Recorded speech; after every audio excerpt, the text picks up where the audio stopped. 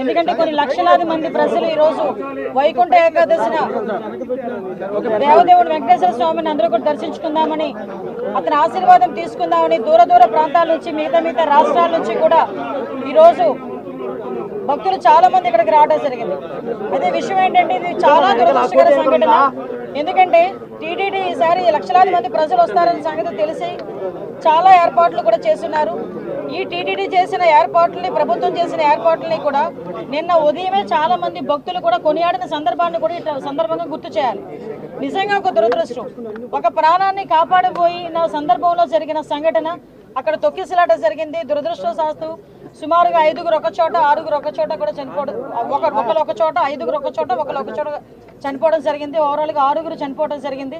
ఆ 6గురిలోని కూడా ఎక్కువ మంది మన విశాఖపట్నం ప్రజలు వాసులు కూడా ఉండటం నిజంగా చాలా బాధాకరం.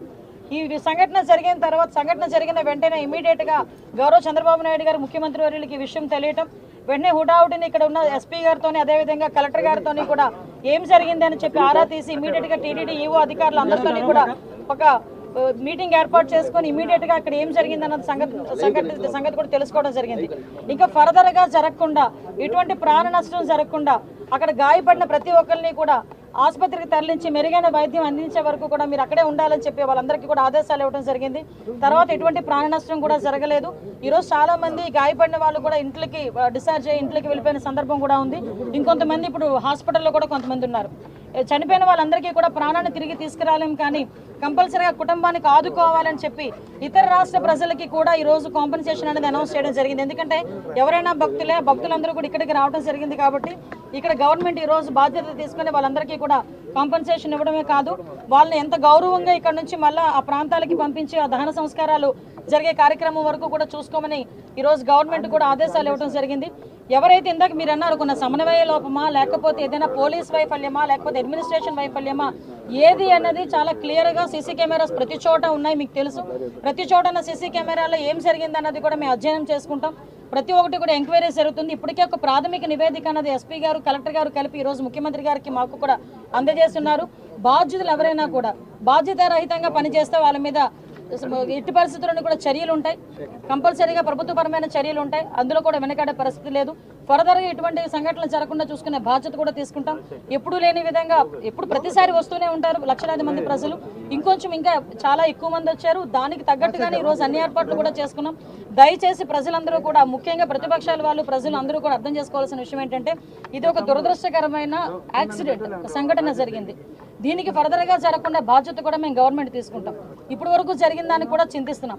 దానికి కూడా బాధ్యత వహిస్తూనే ఈరోజు ఆ కుటుంబానందరికీ కూడా ఎక్స్గ్రేషియా ప్రకటించి ఆ కుటుంబానికి మేము అండగా, అంటే మళ్ళీ చెప్తున్న పోయిన ప్రాణాన్ని ఎవరు తిరిగి తీసుకురాలేరు, కానీ కుటుంబానికి అండగా ఉండే బాధ్యత కూడా గవర్నమెంట్ తీసుకుంటుంది. ప్రతి ఒక్కరు కూడా అర్థం చేసుకోవాల్సిందిగా, భక్తులందరూ కూడా సమన్వయం చేసుకోవాల్సిందిగా అందరినీ కూడా కోరుకుంటున్నా. లక్షలాది మంది ప్రజలు వస్తారు, అందరూ వైకుంఠ ఏకాదశిని దర్శనం చేసుకుందాం అనుకుంటారు. టీటీడీ కూడా ప్రకటించింది 9 రోజులు కూడా ఉత్తర ద్వార దర్శనం ఇస్తామని చెప్పి టీటీడీ కూడా ప్రకటించడం జరిగింది. ఆ నేపథ్యంలోనే ప్రజలందరికీ కూడా టోకెన్లు ఇవ్వాలని ఒక మంచి ఉద్దేశంతో పనిచేసిన ఒక చిన్న పొరపాటు అయితే దురదృష్టకర సంఘటన ఇది, యాక్సిడెంట్ ఇది. కాబట్టి ప్రజలందరూ కూడా అర్థం చేసుకోవాల్సిందిగా కోరుకుంటున్నాను. ఇప్పుడు ప్రాథమిక నివేదిక ఇచ్చారన్నారు. సో ఈ ప్రాథమిక దర్యాప్తు ఏంటి? ఒకటి, రెండోది వచ్చేసి బయట దీంట్లో కుట్రకోణంలో అవకాశాలు ఉన్నాయనేటువంటి. ఓకే, ఏమైనా ఇందాక మీకు చెప్పానండి, ఎవ్రీవేర్ మేము సీసీ కెమెరాస్ ఏర్పాటు చేసుకునే ప్రతి ఒక్క కూడా వాయిస్ రికగ్నిషన్ కానీ వాళ్ళకి టోకెన్స్ ఇష్యూ చేయడం కానీ ప్రతి ఒక్కటి చాలా పక్కాగా చేశాం.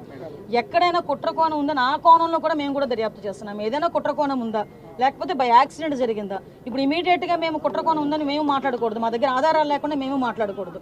కాబట్టి ఒక ప్రాథమిక నివేదిక వచ్చింది, దీని మీద పూర్తి స్థాయిలో దర్యాప్తు జరపమని గౌరవ ముఖ్యమంత్రి గారు కూడా ఆదేశాలు ఇవ్వడం జరిగింది.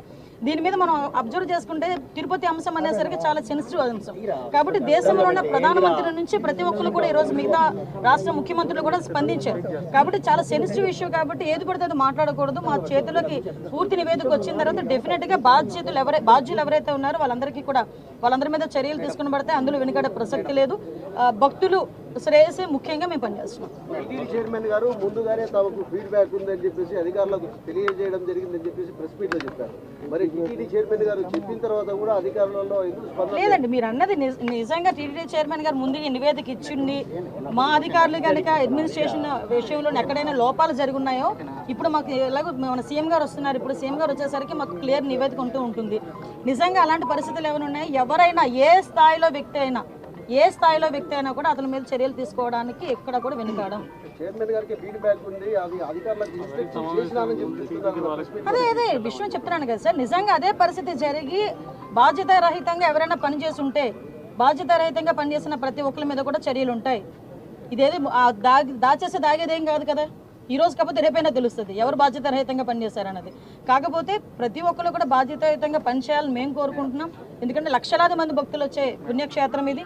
దయచేసి అటువంటి బాధ్యతారహితంగా పనిచేసిన ఏ స్థాయి వ్యక్తిని కూడా, అది కింద స్థాయి వ్యక్తి పై స్థాయి వ్యక్తి. ఇక హోంమంత్రి గారు ఉన్నారు, ఎప్పుడు ప్రెస్ మీట్ పెట్టి ఎవరి మీద దుమ్మెత్తిపోద్దామా ఎవరిని మాట్లాడదామా అనుకుంటున్నారే తప్ప వీళ్ళు వచ్చిన తర్వాత ఈ రాష్ట్రంలో లా అండ్ ఆర్డర్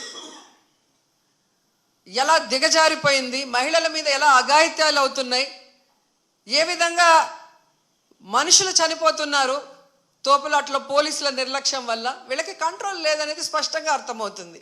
సో ఇలాంటి వాళ్ళని హోంమంత్రిగా పెడితే ఇంకెంతమంది ప్రాణాలు తీస్తారో ఒకసారి మీరే ఆలోచించి యాక్షన్ తీసుకుంటే మంచిదని కూడా కోరుకుంటున్నాను. అండ్ మనకొక సనాతన యోధుడు తిరుపతిలో ఆయన డిక్లేర్ చేసుకున్నాడు, నేను సనాతన యోధుణ్ణి, హిందువుల పక్కన నిలబడుతున్నా, హిందువులకు ఏదైనా జరిగితే నేను ఊరుకోను అన్నాం. అదే తిరుపతిలో ఈరోజు 6 మందిని మీ కూటమి ప్రభుత్వం చంపేసింది.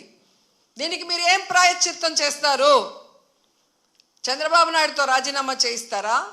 మీరు బాధ్యత తీసుకొని రాజీనామా చేస్తారా? లేదా టీటీడీ చైర్మన్తో రాజీనామా చేయిస్తారా? హోంమంత్రితో రాజీనామా చేయిస్తారా? లేదా అందరూ కలిసి కట్టకట్టుకొని రాజీనామా చేస్తారా?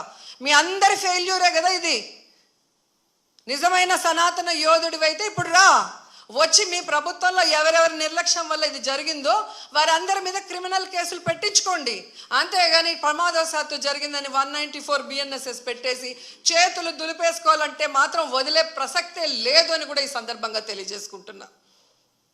అండ్ చంద్రబాబు నాయుడు ఆయన లెగ్గు మహత్యం ఏంటో కానీ ఆయన ఎప్పుడు అధికారంలోకి వస్తే అప్పుడు ఈ రాష్ట్రంలో మనం ఎన్నో చావులు చూడాల్సి వస్తుంది.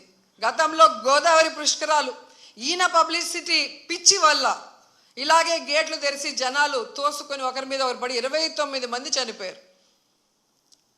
మొన్న ముఖ్యమంత్రి అయిన వెంటనే ఈయన నిర్లక్ష్యం వల్ల, ఈయన వైఫల్యం వల్ల దాదాపుగా విజయవాడ వరదల్లో 60 మందికి పైగా చనిపోయారు.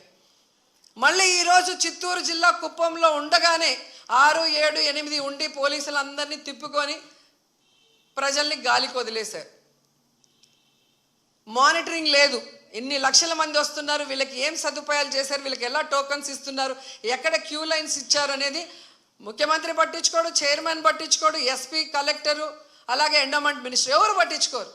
బాగా జరిగితేమో మా గొప్పతనం 30 years ఇండస్ట్రీ 40 years ఇండస్ట్రీ అని గొప్పలు చెప్పుకుంటారు. లేదు అంటే గత ప్రభుత్వ వైఫల్యం లేదా అఫీషియల్స్ వైఫల్యం అని ఎప్పుడు ఎవరో ఒకరి మీద దుమ్మెత్తి తప్పించుకోవాలన్న ప్రయత్నం చేస్తున్నారు. ఇది సీరియస్గా తీసుకోవాల్సిన ఇష్యూ. ఈ చంద్రబాబు నాయుడు గారి వైఫల్యం వల్ల, అసమర్థ వల్లే ఈరోజు ఇంతమంది చనిపోయారు. ఆయన నియమించిన వాళ్ళు ఎవరైతే ఉన్నారో వాళ్ళందరి నిర్లక్ష్యం వల్ల జరిగింది. సో వెంటనే ఈ ఎఫ్ఐఆర్లు మార్చి తప్పు చేసిన వాళ్ళ మీద క్రిమినల్ కేసులు పెట్టాలి. లేకపోతే మేమైతే వైఎస్ఆర్సీపీ తరఫున భక్తులకి అండగా ఉండి ఆ చనిపోయిన కుటుంబాల తరఫున పోరాటం చేస్తాం. వాళ్ళకి కూడా ఎక్స్గ్రేషియా ఒక్కొక్కరికి మరి డబ్బులు 1 కోటి నుంచి 2 కోట్ల దాకా ఇవ్వాల్సిన అవసరం ఉంది. ఎందుకంటే మీ వల్లే వాళ్ళు చనిపోయారు, వాళ్ళ నిర్లక్ష్యం వల్ల కాదు. అలాగే గాయాలైన వాళ్ళకి 25 లక్షల రూపాయలు కూడా ఇవ్వాలని డిమాండ్ చేస్తూ, నిజంగా తిరుపతి అమ్మాయిగా నాకు నిజంగా చాలా బాధేస్తుంది. ఎందుకంటే నాకు తెలిసి ఇంతవరకు తిరుమల చరిత్రలో ఇలా వైకుంఠ ఏకాదశి కోసం దర్శనానికి వచ్చిన వాళ్ళు చనిపోయిన దాఖలాలే లేదు. అలాంటిది ఈరోజు 6 మంది దాకా చనిపోయారు అంటుంటే ఆ కుటుంబాలు టీవీల్లో చూస్తుంటే వాళ్ళు ఏడుస్తుంటే మనసు ద్రవించిపోతుంది. కానీ ఈ కుటుంబ ప్రభుత్వానికి ఏ ఎమోషన్ లేదు, ఏ బాధ లేదు. ఎలా తప్పించుకుందామా, ఎవరి మీద తోసేద్దామా అన్న ప్రయత్నమే వీళ్ళు చేస్తున్నారు. సో ఖచ్చితంగా మోడీ గారిని డిమాండ్ చేస్తున్నాం, మీరు దీని మీద సీరియస్గా ఎంక్వైరీ చేయించాలి. తప్పు చేసిన వాళ్ళ మీద క్రిమినల్ కేసులు పెట్టి వీళ్ళని లోపల పెట్టాలి. అలాగే హైందవ శంకరావం చేసిన ఈ మఠాధిపతులందరికీ చేతులెత్తి నమస్కరిస్తున్నా, ఇప్పుడు బయటికి రండి. బయటకు వచ్చి ఈ హైందవ ధర్మాన్ని నమ్ముకున్న భక్తుల్ని కాపాడుకోవాల్సిన బాధ్యత మన మీద ఉంది. అలాగే తిరుమల పవిత్రత కాపాడాల్సిన బాధ్యత మన మీద ఉంది. అలాగే భక్తుల చావుకు కారణమైన వాళ్ళని శిక్షించే విధంగా మనం పోరాడాల్సిన అవసరం కూడా ఈరోజు ఉంది. కాబట్టి మీరందరూ బయటికి రావాలి, మాట్లాడాలని కూడా కోరుకుంటున్నాను.